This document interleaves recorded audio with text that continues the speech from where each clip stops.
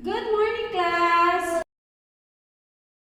I'm your teacher today. My name is Teresa Putoy. So before we begin, everybody, please stand up for our prayer. So Michaela, can you read the prayer? In Jesus' name, Amen. So thank you, Michaela. You may now sit down. So before we start, kindly arrange your seats properly and pick up any trash around you. So, secretary, who is absent today? So, wow, very good. No one is absent today. Thank you, secretary. Now, before we proceed to our new topic, let us have a short recap. What did we discuss last time? About what? Correct. So, what is a proper noun? John. Excellent. Can you give me last example, John? Very good. Any questions regarding our previous lesson? Do you have any questions, class? So, alright. So, let's move on to our new topic. Before we begin our lesson, let us first read our learning objectives for today. So, at the end of our discussion, you are expected to identify subjective pronouns I, you, he, she, it, we, they, and to analyze subjective pronouns as subjects or subject complements. And the third, to construct original sentences using correct subjective pronouns. Last, before we start our discussion, let us first have a short activity called Friendship Highlights. Think of a best friend. And number 2, write 2 to 3 sentences describing them and a short message for them. The catch is you must use the words I, you, she, it, we, or they. Example. Alan is my friend. He loves writing poems.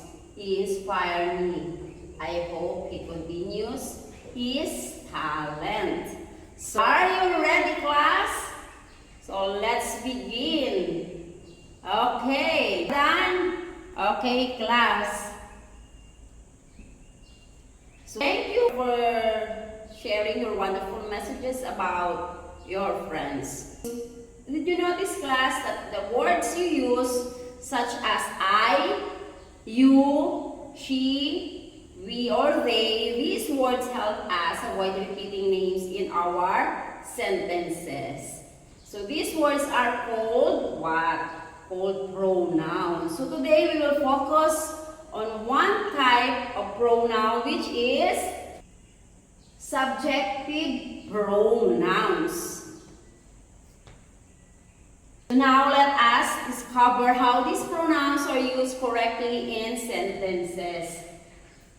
So what is subjective pronouns? A subjective pronouns is a short word we use as a substitute for the proper name of a person or thing.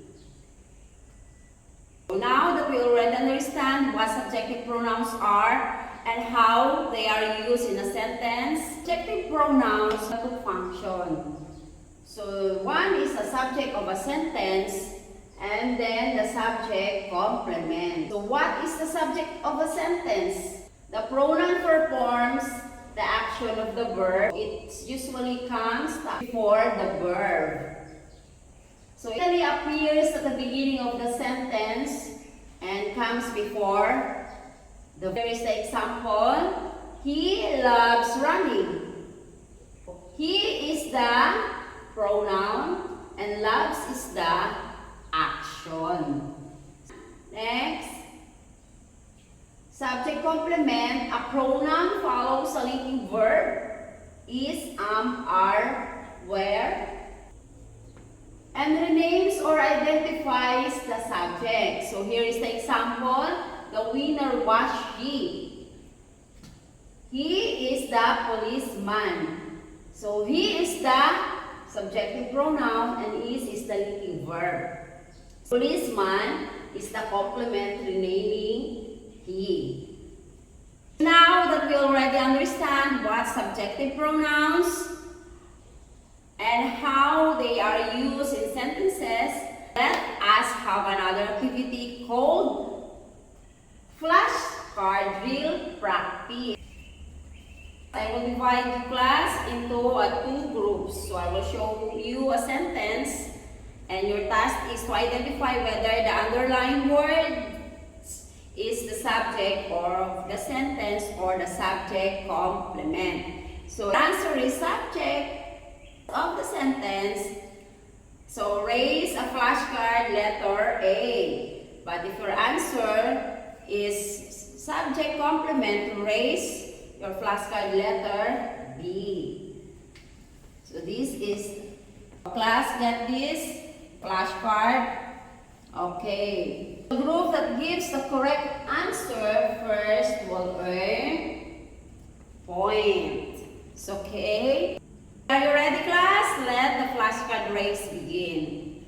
And this is the sentence. He runs every morning.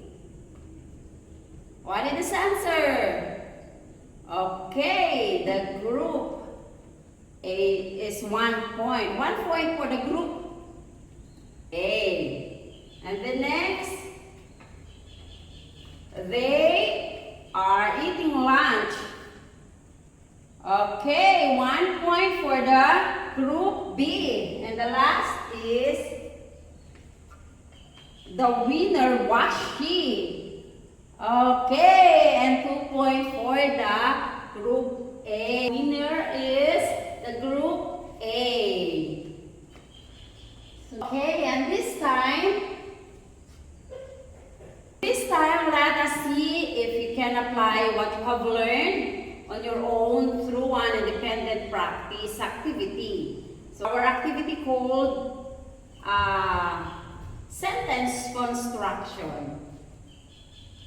Sentence construction. Student will pick 3 different subjective pronouns from the sentences construction. Student will pick 3 different subjective pronouns from the table and write 2 sentences for each.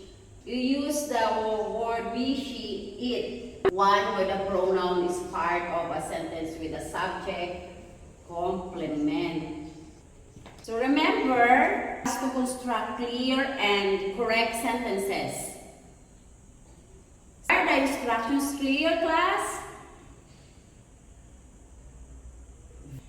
Very good, class. I can see that you already understand how subjective pronouns are used in sentences.